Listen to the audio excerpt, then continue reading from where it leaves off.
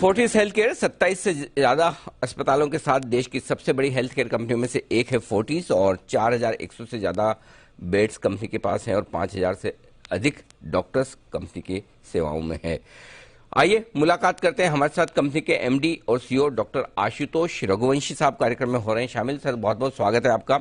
आपसे मुलाकात करें, बात करें उससे पहले एक बार जल्दी से नतीजे हमारे दर्शकों के सामने रख दूं। कल आए हैं नतीजे, बेहद शानदार नतीजे नजर आ रहे हैं। आय में 10% की बढ़त है, साल दर साल 1378 करोड़ पर पहुंचता हुआ आंकड़ा। कामकाजी मुनाफा 12% बढ़कर आया है 221 करोड़।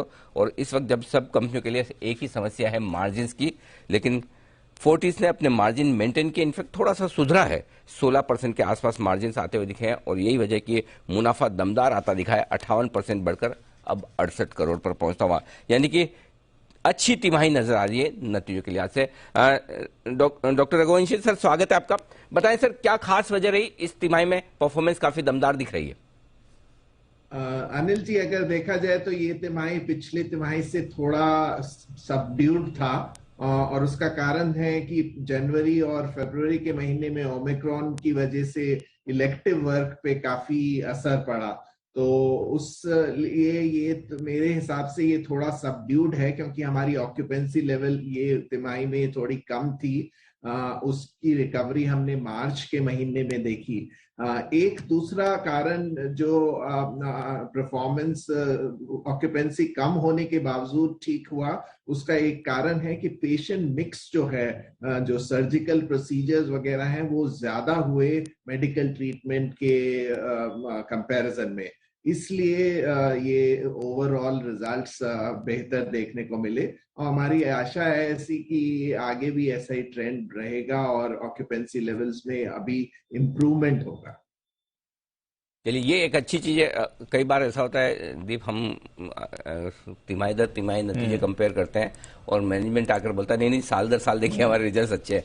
मैं साल दर साल देख रहा था, सर इतने ट्रांसपेरेंटली बोले नहीं, तिमाही दर तिमाही हमारे अच्छे नहीं है। ये गवर्नेंस वाली बातें होती है, ट्रांसपेरेंसी वाली बातें होती है, जो बहुत कम लोगों में मिलती है। सर, उसके लिए मैं आपको कॉम्प्लीमेंट करना चाहता हूँ कि आपने ऑनेस्टली एकदम बोला कि नहीं, पिछली तिमाही से देखिए। जनरली हम साल दर साल देखते हैं। बट अच्छा सर, बताएं आउटलुक को लेकर, क्योंकि नया फाइनेंशियल ईयर शुरू हो चुका है, कैसी ग्रोथ आप देख रहे हैं सर? तो अभी जो पैंडेमिक एक तरीके से लगता है हमारे पीछे है अब, और ऑक्यूपेंसी लेवल्स नॉर्मलाइज होते जा रहे हैं। इंटरनेशनल पेशेंट्स जो आते हैं ट्रीटमेंट के लिए, उनका नंबर भी धीरे धीरे नॉर्मलसी की तरफ जा रहा है। तो ये सब देखते हुए हमें लगता है कि हॉस्पिटल्स के सेक्टर में आगे एक अच्छी ग्रोथ देखने को मिलेगी। 8 से 10% तक ग्रोथ हो सकती है, कि 8 से 10% की ग्रोथ हो सकती है। एक और बात बताएं सर कि कुछ नए हॉस्पिटल्स, कुछ बेड कैपेसिटी आप बढ़ाने इस फाइनेंशियल ईयर में, क्या इरादा है सर? तो अभी हमने करी जो पिछले साल कुछ हॉस्पिटल्स में बेड्स बनाए थे, ब्राउनफील्ड ग्रोथ। इस साल एक तो हम अक्टूबर महीने में एक ओएनएम प्रोजेक्ट ग्रेटर नोएडा में शुरू करने जा रहे हैं, नया अस्पताल जो कि 200 बेड का एक अस्पताल होगा। उसके अलावा हमारे दूसरे हॉस्पिटल्स में करीब 50 बेड और इस साल में ऐड होंगे। इसके अलावा हमने जो 1200 बेड का प्रयोजन किया था, जो हम अगले 3 साल में कमीशन करना चाहते हैं, उसके लिए कंस्ट्रक्शन वर्क शुरू हो गया है हमारे 3 हॉस्पिटल्स में, फरीदाबाद, नोएडा और शालीमार बाग दिल्ली में। ओके, तो ये आपके एक्सपेंशन प्लान है। अच्छा सर, हाल ही में हम एक खबर सुन भी रहे थे, जो बेंगलोर में टाटा 1mg ने शुरुआत की कि अब वो 100 रुपए में टेस्टिंग करेंगे। उससे थोड़ी इंडस्ट्री हिली हुई है, स्पेशली जो डायग्नोस्टिक कंपनियां हैं। क्या लगता है आपको, इंडस्ट्री वेटरन होने के नाते क्या इम्पैक्ट पड़ेगा? कुछ वाकई में डिस्ट्रप्शंस हो सकते हैं? कैसे देख रहे हैं सर आप? तो ये शॉर्ट टर्म डेफिनेटली इसका बहुत असर डायग्नोस्टिक इंडस्ट्री पे पड़ेगा, क्योंकि उनकी वो कस्टमर एक्विजिशन स्ट्रैटेजी है। तो डीप डिस्काउंटिंग करके वो कस्टमर एक्विजिशन करना चाहते हैं, और डेफिनेटली वो लैब में इतना एंट्री बैरियर नहीं है, तो इसलिए उनको डेफिनेटली इससे कुछ फायदा होगा। पर जो बाकी एस्टैब्लिश प्लेयर्स हैं, उनका जो बिजनेस मॉडल है वो बहुत अलग है, और वो बहुत प्रॉफिट मेकिंग बिजनेस है।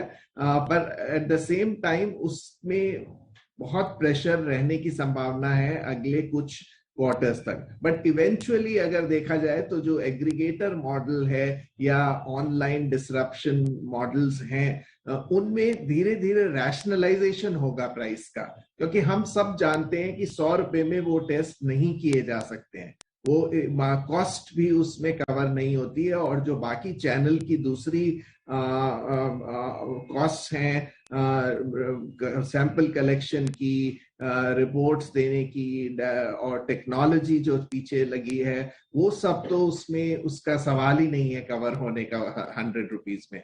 तो एक तरीके से उसमें रैशनलाइजेशन होने की जरूरत है, और वो जरूर होगा, क्योंकि कोई भी इंडस्ट्री सिर्फ डीप डिस्काउंटिंग के आधार पर हमेशा के लिए तो नहीं चल सकती है। बिल्कुल परफेक्ट सर। अल्टीमेटली डिस्काउंट से बात नहीं बनेगी, बिजनेस मॉडल सॉलिड होना ही चाहिए। बहुत बहुत धन्यवाद रघुवंशी साहब, हमारे लिए समय देने के लिए, कंपनी के नतीजों पर और आगे की योजनाओं पर विस्तार से बातचीत करने के लिए। डॉक्टर आशुतोष रघुवंशी, एमडी और सीईओ फोर्टिस हेल्थ।